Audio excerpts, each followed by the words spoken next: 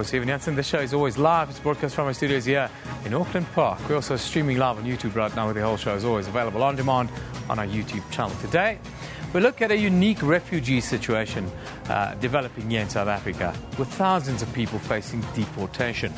How does the Iran nuclear deal affect South Africa and the African continent? We get some answers to that a bit later. Our question of the day to you: what are your views on the terror alert issued by the United States for South Africa? There's the question. What are your views on the terror alert issued by the US for South Africa? Of course, one view has to be taken out there.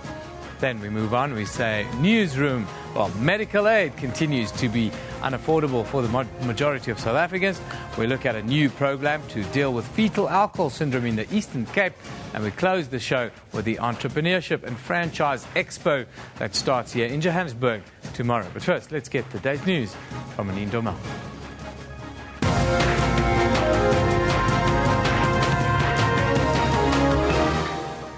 Good morning, I'm Manindo Mal. Let's take a look at the stories making headlines today.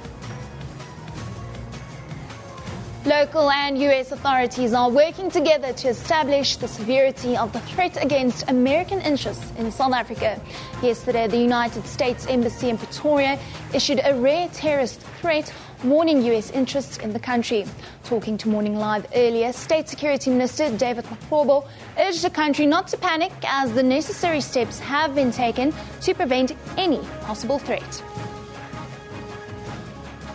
As the South African authorities, we can assure South Africans that there is no imminent threat or danger for any person residing in the Republic of South Africa that can be posed by any terrorist groups.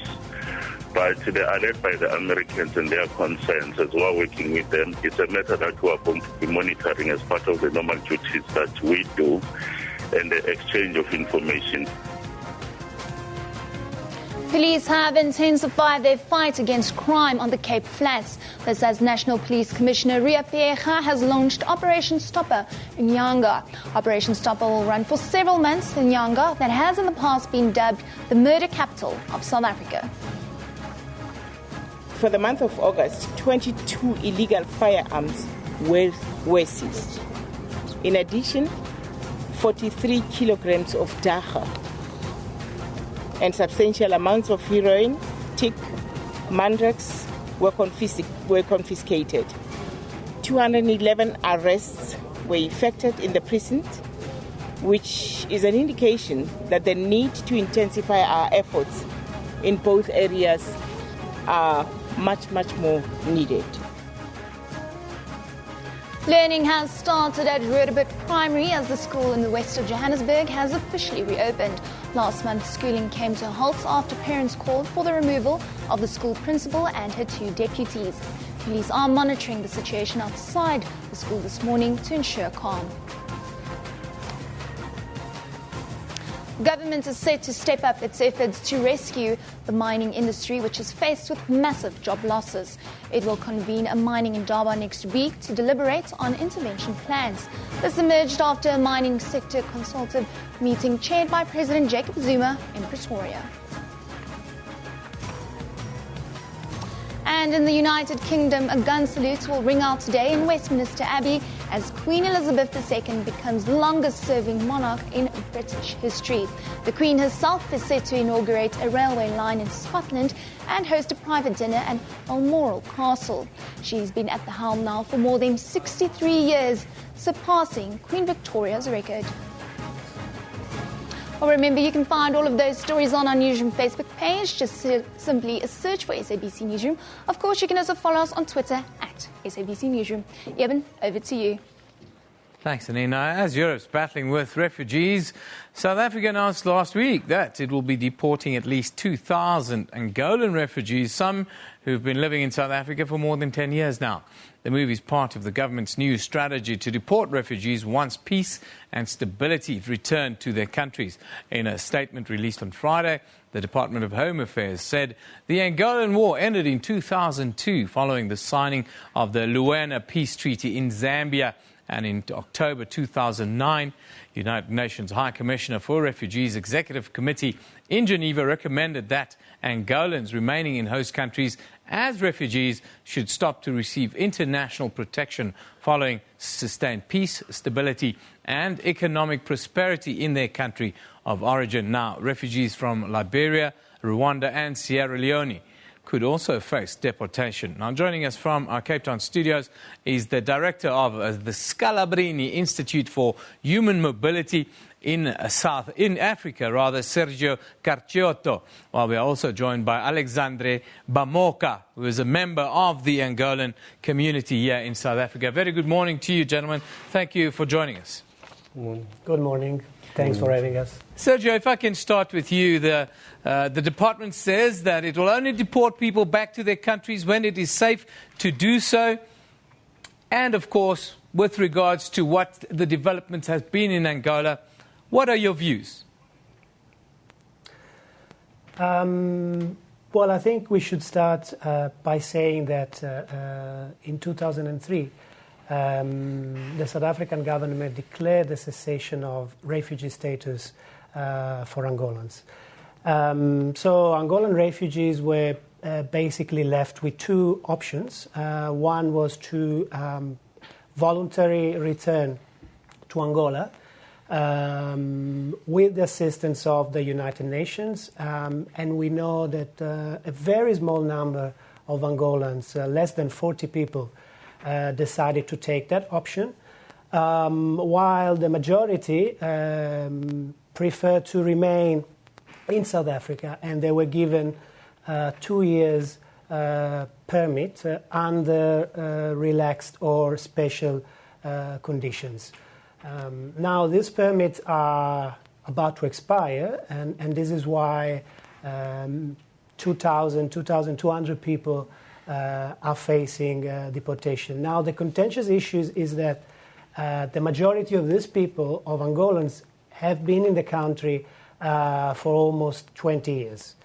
So we're talking about people that are highly integrated in the society. They are employed, they speak the local language, they've got children, some of them are married with South Africans. And of course, they feel South Africans after they've spent so many years in the country. Some of them, they left when they were very young. They were just kids. So this is why it is difficult for them to think of going back to Angola, because for them, South Africa is home right now. Sergio, why then not apply for permanent residence or citizenship in South Africa?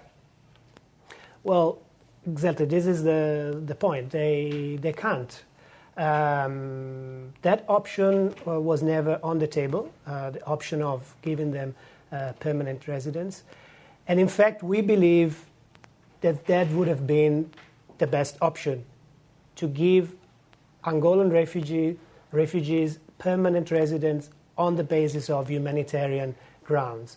We are talking about a relatively small number of individuals, about 2,000 people across the country, the majority of them in the Western Cape. So these people don't pose any threat to the security of the country. They are highly integrated, so definitely permanent residence would be for them the best option. And getting permanent residence would also allow them to travel back to Angola, knowing that if something goes wrong, then there will always be a safe option to return to South Africa. Alexandre, if I can come across to you, you're a member of the Angolan community that lives in South Africa. Tell us how long have you been here, and give us your views and your experience about what Sergio just mentioned. Good morning to you and good morning to the viewers. To answer to your question, I've been here for 17 years now, and then to this what Sergio mentioned, I think let me start by giving you the 4 stages of a refugee adjustment. Maybe you'll have a picture. Yeah. The first step we have is arrival. In any refugee life, the first step is arrival. And when you're arriving, in the arrival stage is the stage whereby you feel like, okay, compared to where I'm coming from, I'm in heaven or in the promised land. And then it goes to the second stage, which is the reality. The reality whereby you start to face, okay, things are not what I was expecting for, but I can't do this, I can't do this, I can't do this because of this and this and this. And maybe you start to face things which you never faced in the country. That's the reality stage. But soon or later, you end up going to the stage, the third stage, which is the recovery. And the recovery whereby like person says, okay, yes, I'm no longer at home, it's not my home, but anyway, why can't I make this my home? And then that's where now the person starts to adjust himself and so on. And then soon or later, as I said, it depends on the person, you end up getting to the fourth stage, which is the balance. And the balance where now, where the person says, okay, I'm not in my home, but this is my new home. I have to do whatever I have to do in my life, fulfilling my purpose of my life in this new home. And some of us are in that stage of being in balance. So now when I'm in the balance stage and then hearing that, no, I have to go back home, it's another trauma. It's another trauma on its own because I'm already in the balance stage whereby I take South Africa, and not I, but I'm talking about as most of Angolans. I'm speaking as a Angolan community leader. Most of Angolans who are in that stage, they are on the stage of balance, whereby they take South Africa as their home. They do what they're supposed to do at home, they do it here. If I was allowed, I wanted to show you things we've done in this country. People think that we are only here maybe just to get something from the country. Don't forget what we do for the country. We do what we do for the community. Myself, I'm a community member here in South Africa. I'm not talking about in Angolan community only, but in general. I've been in the newspapers all over. I've done things. I've been in the CPF. I've served as a representative of community. I've done a lot. So those kind of, and I'm not alone. I'm speaking just as in general. So how about considering what we do, or what we are intending to do for South Africa, or what we've been doing for South Africa community? So that's where now the government have to look at it, saying that, okay, yes, there's a protocol, laws and policies, but how about our contribution we are willing to give to South Africa to benefit from us? So that's to answer to what is to your question compared to, or contributing to what Sergio just mentioned. Sergio, what do you propose, or what should happen next? What do you want to happen next to deal with this crisis, which I have to mention is not unique to South Africa? Well, ideally, the best option, as I said, would be to grant permanent residence.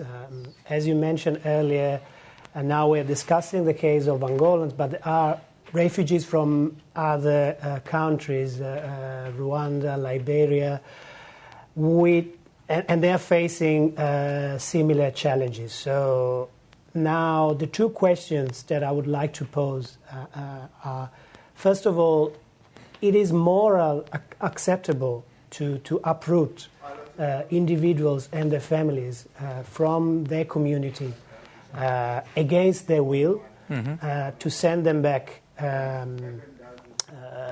to another country.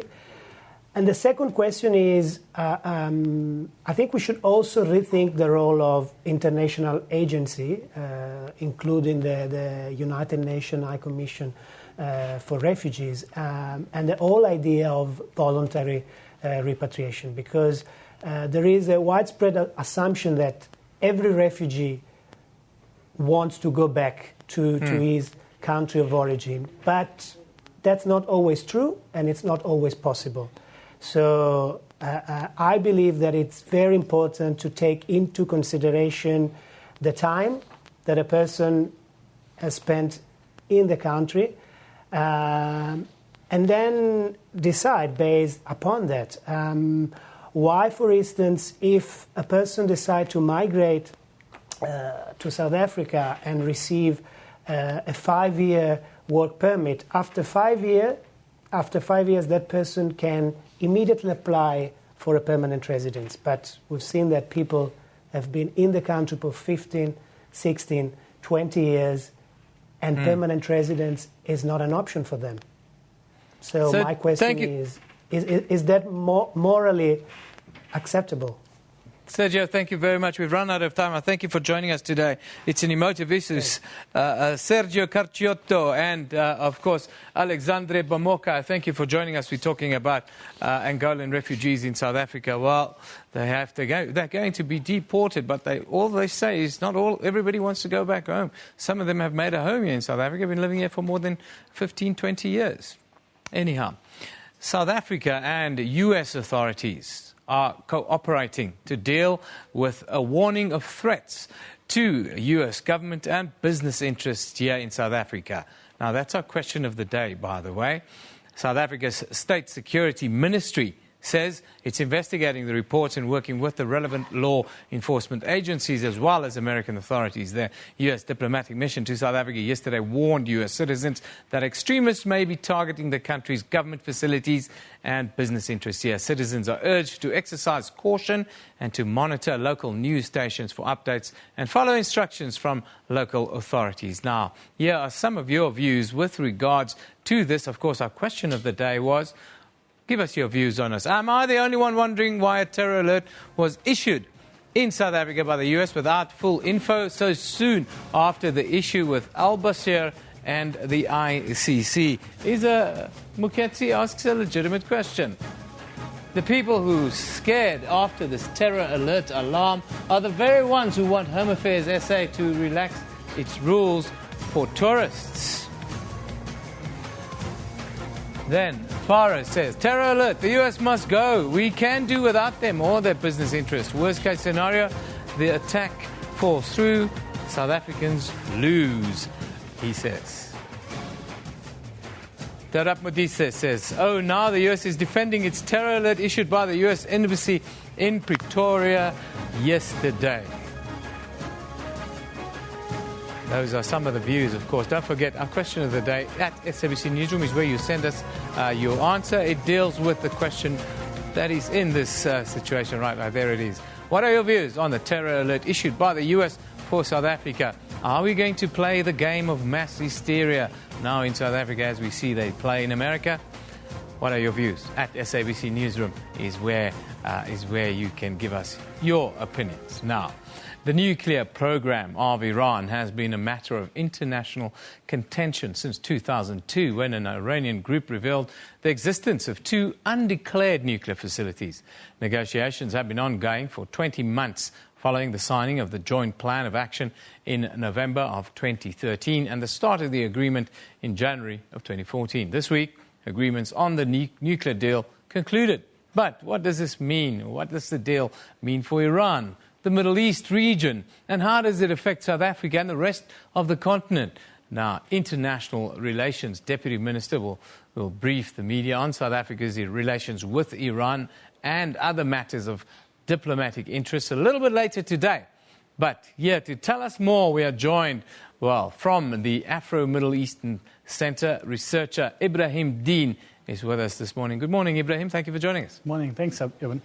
Ibrahim, let's quickly an overview. Where are we now with the deal and what brought us to this point? What do you say is the key points? Okay, so the deal basically right now, Obama has managed to get a veto-proof, minority, if you would want to call it, in the Senate. So he's got 34 Democratic senators said that they will vote in the affirmative. So assuming he uses the presidential veto, the deal would be passed. So at the moment, the deal is on at the moment. It's not going to be able to be scuttled by the Republican House of Congress. Getting to this, as you said just now, took a long while, took 20 months. And it's mainly because of, the growth of ISIS, which promoted convergence between Iran and the international community, the Ukrainian crisis, which caused a slippage in the coalition, and Obama's need or aversion towards war. we've seen this ever since he's come about, the Russian reset. We've seen his attempts to try and close Guantanamo, his ending of the Iraqi war. So these three factors are major factors in bringing us to the situation where we saw, the US and Western countries finally decide to negotiate a proper deal, allowing for Iranian enrichment rights, yet curbing its, the possibilities of it using these rights for nuclear weapons creation. No, it's been tough negotiations to get this point, and we've seen in the American, in the U.S. Congress, the Republicans have tried to scupper the deal along the way. On the other side, the Ayatollah have made some pronouncements that this deal isn't final. How do you view this? Is this all part of the negotiation process, or is this a deal that's doomed to fail? I think in terms of the U.S. Congress, it's a lot of this has to do with next year's presidential election and the need to try and demonize the Democrats so the Republicans can win. I mean, there's also a deep-seated fear in American society because of the videos that have come out over the past 20 years, the very biased coverage of Iran. In terms of the Iranian regime, yes, there is a conservative, there are conservatives opposed to it, specifically from the the Revolutionary Guard Corps, because this would mean that the president would actually gain more power at the expense of the the Revolutionary Guard Corps. But I don't think Iran would. I think it would respect most of the of this deal's criterion because the Iranian economy and the Iranian people do want sanctions relief, and Rouhani has basically run his presidential campaign on this promise of sanctions relief, and losing this would basically mean losing the presidency and the parliament in next year's election. What does this mean if this deal goes ahead? What will it mean for South Africa? We see we've got great relations with Iran, yes. What will it mean for us in rands and cents, as it were, and then for the wider African economy? So there's two key meanings. One is we'll see, and thankfully, a drop in oil prices, which will affect us at the petrol pump. And more than that, South Africa, a third of South African oil comes from Iran. And yes, in previous years, it may have not come from Iran specifically, but it's Iranian oil. And so South Africa would most probably be able to restart this or recommence this process, and would mean a slightly cheaper spot price. But in terms of investments, this may actually be a problem, specifically because Iran is it's an untapped economy. Growth rates predicted to grow by 5% over the next 5 years. So it's going to be, foreign direct investments going to go towards Iran from South Africa. And Iran possesses, aside from that, possesses much resources, and this is where the African continent also comes in. It possesses untapped iron, copper, zinc, and this, more resources on the market would mean lower resource prices, especially because we're seeing China slow down. Chinese growth, they're saying, is sitting at 4%, not even the 7% that the government are saying. So it means lower resources prices, and that's not, they would be detrimental to, these economies, even in South Africa, with your, very strong resource sector, your BHP bulletins, your mining losses, which is already a problem, may just become worse. What about war? Talks of war. Netanyahu and the warmongers are saying they're going to kill this deal because it's going to mean the end of the state of Israel. I think he's at the moment trying to save face more than anything. Israel is very unlikely to attack Iran, especially now in a situation where what will happen is Iran has signed a deal. Israel wants to try and gain some public opinion back in its favor. Were it to attack Iran, one is it would lose this public opinion, specifically, the Western states, your America, your EU. They wouldn't be as closely linked or, take such careful considerations to Israeli interests. And more than that, were Israel to strike, Iran would then, all these sanctions would be relieved, and Iran would be, free to unfetteredly start its to basically ramp up its nuclear program and actually create a nuclear weapon. And that would actually be worse from a military perspective for Israel. So that's, it was, in a sense, been averted by this deal. Ibrahim Deen, it is nice to have someone come in and know what they're talking about. Love your work today. Thank you very much. That's from the Afro-Middle Eastern Center, researcher Ibrahim Deen, giving us his views on the Iran nuclear deal, what it means for South Africa, what does it mean for the world, the wider world, and the economy. It can only be a good thing, he says. It can only be a good thing for us financially, for the world's economy at a time when everywhere it seems there's a slowdown going on. Time for us now to take a look at our picture of the day. This one comes from Gabrielle Lane Peters. It's captioned, BA plane on fire at McCarran International Airport in Las Vegas. In Las Vegas Airport. That's photo by Bradley Hampt. And what incredible picture. I can tell you only 2 people were seriously injured in that. No one died. And 13 people were treated for smoke inhalation. I can tell you no one died in this incident. That was just before that plane was set to take off. Incredible picture. British Airways. Now let's take a look at the front pages from around the globe. We start in New York, where the International New York Times say that facing mounting pressure to respond more aggressively to the migrant crisis, they call it, unfolding across Europe. The White House on Tuesday said it was re-examining whether it should increase its assistance, including resettling some Syrians in the United States. Yes, everyone's jumping on the bandwagon. Then in the Times in Europe reports that Paula Radcliffe faces a fight to save her reputation as Britain's greatest marathon runner after being linked to widespread doping in athletics. Then finally, the USA Today talks about Serena Williams, who overcame her sister Venus at the US Open. That's in the early hours to move to within 2 victories of her first calendar Grand Slam in her career. And what an achievement that would be. Absolutely amazing. An amazing sportswoman. Let's take a look at what's happening around the country today. We start in Johannesburg, where the trial of Sindisiwe Manqele, who is accused of murdering hip-hop star Nkululeko Flaba Khabedi, is expected to continue today in the High Court sitting in Randburg. Khabedi's brother and mother are expected to be called to take to the stand today. Then in Pretoria, where the trial of the 3 men accused of murdering Gauteng's top cop, Tirhani Maswanganyi, is expected to continue in the High Court there. The men are facing charges of murder or conspiracy to commit murder, as well as robbery and kidnapping. Maswanganyi's body was found in the veld next to the R101 highway in Hammanskraal in 2013. Time for us to take a break. You're watching Newsroom here on SABC News.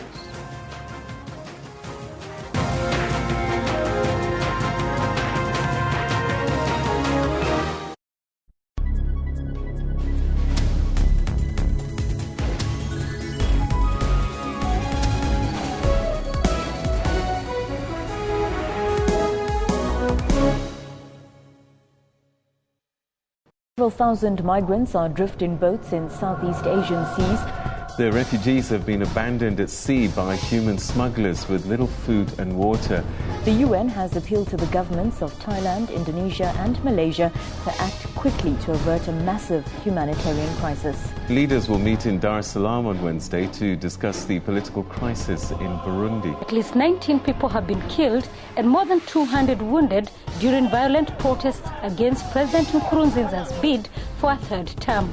Primetime News, daily at 6 p.m.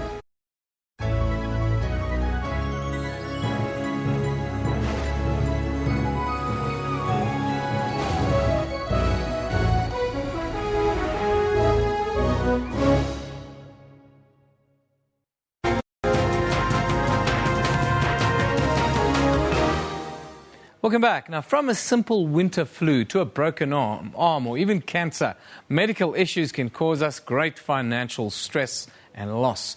According to the latest survey by market insights agency Brands Leduma, South Africans cannot afford medical aid. This kind of expense is typically considered a luxury, as about 80% of patients are managed within the government health service.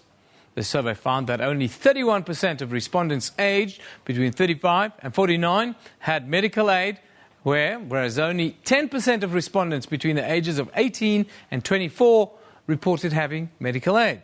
Now, joining us from Cape Town is Brands Leduma CEO, Peter de Tooy. Very good morning to you, Peter. Thank you for joining us. Pleasure, Eben.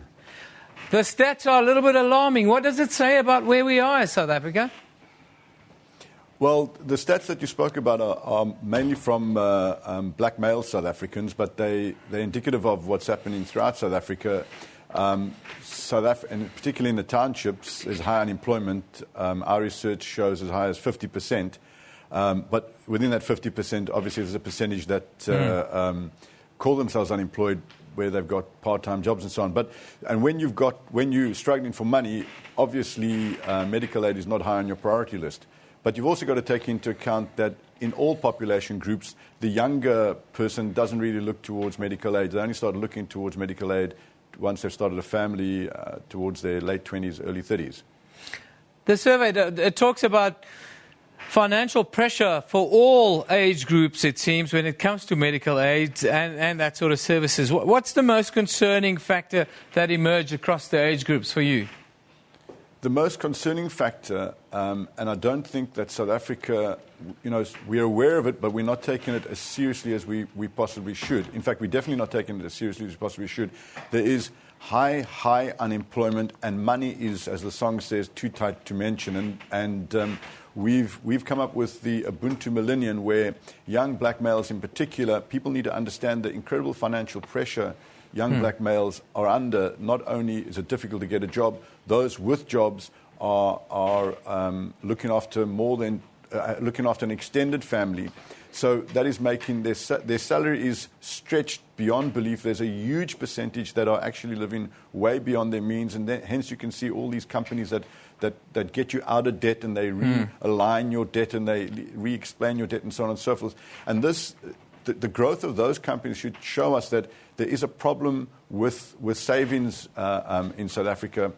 There's a huge amount of debt, and when you're in debt, you're not going to be able to afford a medical aid. We know we need stuff like life cover, medical aid, et cetera, as we get older. So there's an accident waiting to happen. What does it say to the medical aid companies? What should they be doing? How should they be thinking? Should they be creating different levels of cover, maybe? That's a great question, because in times like this, that's when we've got to relook at how we do everything. There's a part of the research that you don't have there that comes out very clearly, that there is a huge lack of trust across all South Africa, but particularly in the townships, because township purchasing is very risk conscious. They're risk averse. And there's a lot of good old-fashioned word-of-mouth purchasing in townships. For example, funeral policies, people look at what happens at a funeral to decide what's their next policy going to, what funeral policy they'll take, because they want to see what kind of performance. So the feeling within townships is that insurance doesn't work because people don't pay out. Someone goes to buy a TV set, they're offered, would you like to take the insurance on it? They say, no, we'll take the price without the TV set for two reasons. One, it's cheaper without taking the insurance, but secondly, they don't trust that they'll get paid. Now, the same applies to the medical aids. There's a lack of trust across medical aids. And if you look at even the so-called sophisticated business market, people who've got jobs and had jobs for many years, people moan about their medical aid and the high costs and the let's call it the red tape or the small print. So one of the things that's got to come across, in particular in medical aids, is they've got to gain the trust of the public. And trust is a huge thing in any marketing exercise, and in particular in the townships, particularly where people where there's constraints on earnings, they've got to earn the trust of the public. And that's a huge change that we've got to have in marketing in South Africa, and in particular in an industry like insurance, and in particular the medical aid, because medical aid is critical. I don't have to talk to you about the particular problems that we have health-wise in this country. Diabetes is on the rise, we've got AIDS and so on and so forth. So medical aid is important, but it's important that the people are able to trust the system. Yeah. Peter? We've run out of time, but it's something that we're going to have to revisit in the future, because I want to talk about national health insurance and all that sort of stuff. But thanks for joining us today. Pleasure. That is CEO of Brands Aduma, Peter du Toit. We're talking about why South Africans cannot afford medical aid. Well, we're all under pressure financially. What are your views on the terror alert issued by the US for South Africa? That's our question of the day, mind you. Send us a tweet. Tell us what you think about this.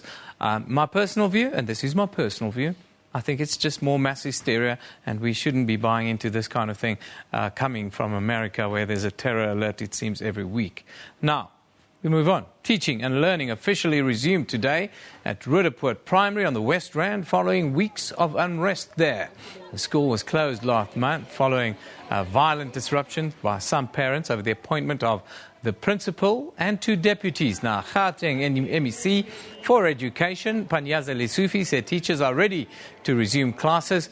That would have started this morning. But let's go on to social media pages and have a look at your views. What are you saying about this? Sifiso Nzimandi says, yo, happy for the children at Roodepoort Primary. Yes, everyone is. At the end of the day, the kids are the ones really struggling and being left behind, says Bonolo. Then Maref GP says, if I were a parent at Roodepoort Primary, I'd definitely take my child out. It's obviously not a clean environment for kids who are colorblind, says Maref GP. Yes. And what a lovely picture we have here. Weatherman Joel Guy says, children are born blind, colorblind. We teach them racism. Hashtag Roodepoort Primary. Thank you, Weatherman Joel Guy. That's not one of our weathermen. It's not allowed. Anyway, let's have a look at what's on our Newsroom Facebook page today. There it is. Government is to convene a mining Indaba next week to deliberate on intervention plans to rescue the mining industry, which is faced with massive job losses. Then, appeals judges at the International Criminal Court yesterday rejected a request for the temporary release of former Ivory Coast President Laurent Gbagbo, weeks before the start of his trial. And a partnership between 3 of the world's leading developing countries has been lauded by the United Nations as an example of the solidarity of emerging economies in contributing to global development. Of course, you know how to get our Facebook page. Just go there and like it and we'll send it in your stream. This is SABC News. You are watching Newsroom. We will be back after a short break.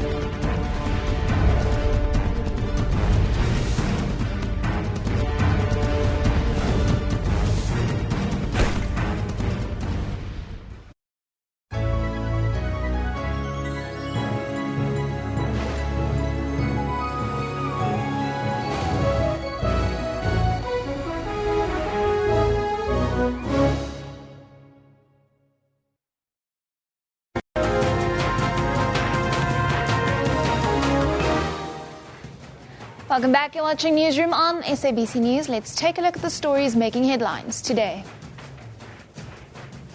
Local and U.S. authorities are working together to establish the severity of the threat against American interests in South Africa. Yesterday, the United States Embassy in Pretoria issued a rare terrorist threat warning U.S. interests in the country. State Security Minister David Mahlobo has, however, urged the country not to panic as the necessary steps have been taken to prevent any possible threat. Police have intensified their fight against crime on the Cape Flats. This as National Police Commissioner Ria Piecha has launched Operation Stopper in Yanga. Operation Stopper will run for several months in Yanga, that has in the past been dubbed the murder capital of South Africa. And learning has started at Roodepoort Primary as the school in the west of Johannesburg has officially reopened. Last month, schooling came to a halt after parents called for the removal of the school principal and her 2 deputies. Well, remember, you can find all of those stories on our Newsroom Facebook page. Simply just search for SABC Newsroom. Of course, you can also follow us on Twitter at SABC Newsroom. Evan, back to you. Thank you, Anine. Now, today, South Africa joins the world community to observe the International Fetal Alcohol Syndrome Disorder Awareness Day. The day seeks to highlight the dangers of drinking during pregnancy. Statistics show that South Africa has the highest fetal alcohol syndrome rate in the world. It's estimated that 3 million children are born with the disease every year in South Africa.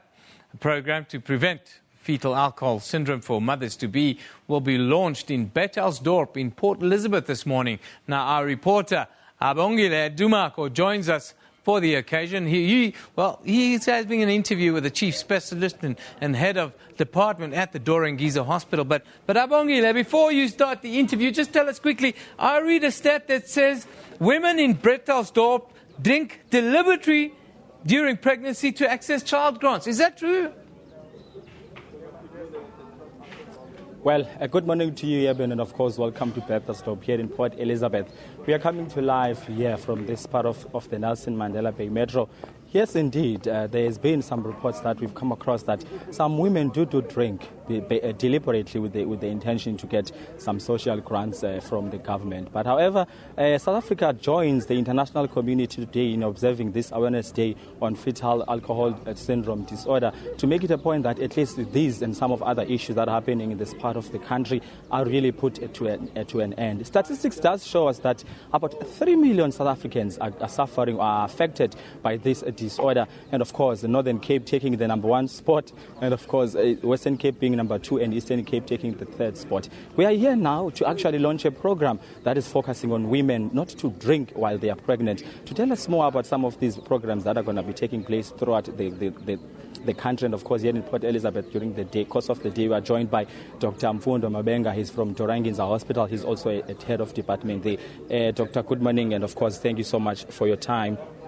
Now, with regards to why we are here today, just to create that awareness within women that they shouldn't really drink, excessively during pregnancy. But just how prevalent is this syndrome here in the Eastern Cape?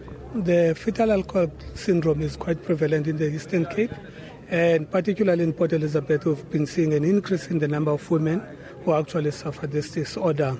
And it's very important just to stress that we don't want women to drink at all during pregnancy.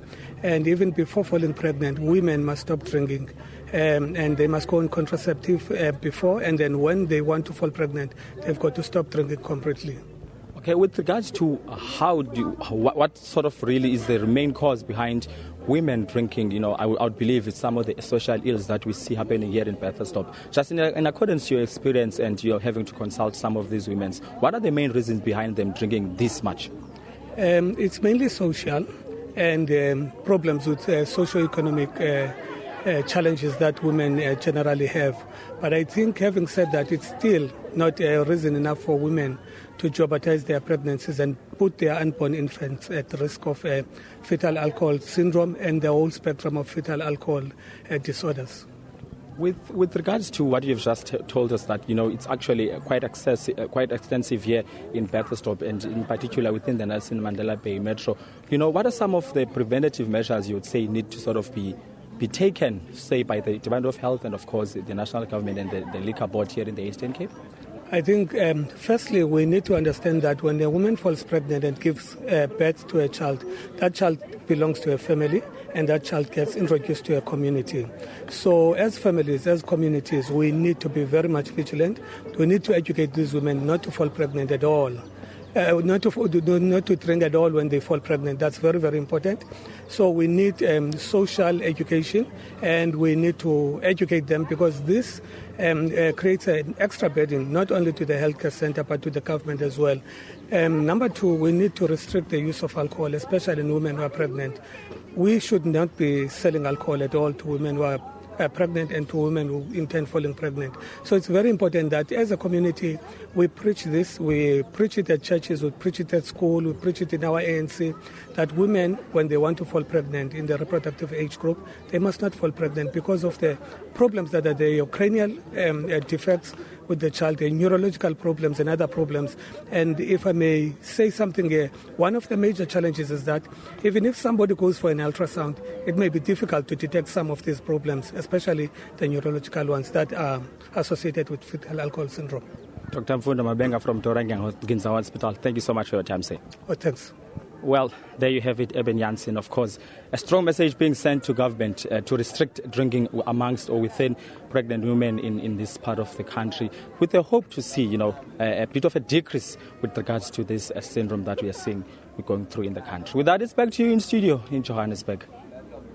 Thanks, Abongile. It's not just only in the Eastern Cape, it's in the Western Cape, especially in the rural areas and elsewhere in the country, Northern Cape, even up in the northern parts of the country. Fetal alcohol syndrome and drinking while pregnant is a massive problem. Now, we move on. The 2015 Business, Entrepreneurship and Franchise Expo kicks off tomorrow and will go up to Sunday the 13th of September at the Coca-Cola Dome here in North Riding in Johannesburg. The four-day expo provides SMEs, businesses and franchises with a versatile marketing platform from which to build brand awareness, interact with potential customers and investors, as well as to generate media coverage. Hundreds of businesses and potential business owners attend the event every year. Now, we are joined in studio this morning by New Business Development Director at Tebe Reed Exhibitions, Craig Stewart. Good morning to you, Craig. Thanks for joining us. Yeah, thanks for having me. Tell us about the expo that starts tomorrow, and tell us about what do you think the contribution this kind of event makes to franchising in general in South Africa. Yeah, the expo itself has been running for 22 years. Really focusing on the development of small business across a range of economic sectors within South Africa and really driving, I guess, entrepreneurialism in the country. And we've been doing it in association with the Eskom Development Foundation. Now, the event is over 4 days, has about 260 exhibitors and will be visited by about 9,000 people at the Dome, starting on Thursday, running through to Sunday. Now, the franchise industry generates about 10% of South Africa's GDP, which is a little bit lower than elsewhere in the world. Why do you think that is, and what does that tell us? Well, I think firstly it comes down to a lack of understanding of what a franchise is and the opportunities that it can present to a small business owner or an entrepreneur. It really is a fairly safe model for entering into your own business, but I think it's that lack of understanding, and primarily it comes down to a lack of finance. It's difficult for small businesses to get finance, and getting into a franchise is not a cheap thing to do. But the expo will cover through our full-on franchise theatre, the steps to get financing, the legalities around it, and so forth. Unemployment is the main concern we have here in South Africa. How does this sector of the economy, how can this contribute to us alleviating some of that pressure? Yeah, well, I think if you look at the small business sector in South Africa, it's a very large employer. The more small businesses we can encourage, the more entrepreneurs we can develop, the larger the amount of jobs that we can create. And people will be able to secure the future of not only themselves with their own business, but also the families of the people that they employ. So it's a very important sector. It's high up on the list of the government at the moment in terms of economic development. And if you just look at some of the big corporates in South Africa, they really are driving small business procurement, really promoting and encouraging people to start their own small businesses or enter into franchises. Now, what's some of the great success stories that will be at the exhibition of smaller businesses that have come good? Yeah, I mean, there's a range. If you look at the What a Buzz Zone, they'll be looking at numerous case studies of people that have successfully taken their businesses from literally being in a kitchen right up to being a sort of a multi-million rand business. We've also looked at the business investment competition that the Eskom Development Foundation runs. And that's seen people who have started their own businesses in hazardous waste management. And just knowing a little bit about the sector, but being supported by government and funding and so forth. And all these sorts of things will be talked about across the various workshops that we'll have at the expo over the 4 days. And tell us, when does it open? In the morning? Does it run all day? Does it run late into the evening? How can people interact with the expo? Yeah, it starts on Thursday morning. The doors open at 10. Online registration is free, and there's a small fee to enter at the door. It closes at about 5:30, but it's a full-on day of obviously engaging with the exhibitors. But also we've got 4 interactive workshop areas. The first one being What a Buzz Zone, which will have inspiring stories from case studies of South African entrepreneurs. We've got the full-on franchising theatre, which really is a step-by-step look at how to enter into the franchising market and take advantage of that as a small business opportunity. Yeah. We've also got the e-commerce and tech theatre, which really helps people get into the digital age of online business and looks at some of the legalities around that. Yeah. And finally, we've got the business boot camp, which is really an A to Z of how to start your own business. Everything from registering the name to marketing and business plans, as well as financing and the legalities. So it's a pretty full day. There's be about 9,000 people there, so there's a lot of interaction that can happen. But those workshops are really the crux of the value that we add to the people that attend. Well, fantastic. I'm definitely going to come and have a look at what you guys are doing. I think South Africa needs to understand how important this really is to us being open for business. Craig, thank you for joining us today. Yes, the Entrepreneurship and Franchise Expo kicks off tomorrow morning, 10 a.m. At the Coca-Cola Dome in North Riding in Johannesburg. So you should go around and have a look. You never know, you might find yourself in business somewhere down the road. That's where we're at today. Newsroom is broadcast live from our studios in Auckland Park, Johannesburg, every weekday morning between 9 and 10 a.m. We also stream live on YouTube at that time with the show available on demand on our YouTube channel. This is SABC News. You've been watching Newsroom. Don't forget, we love it in the morning.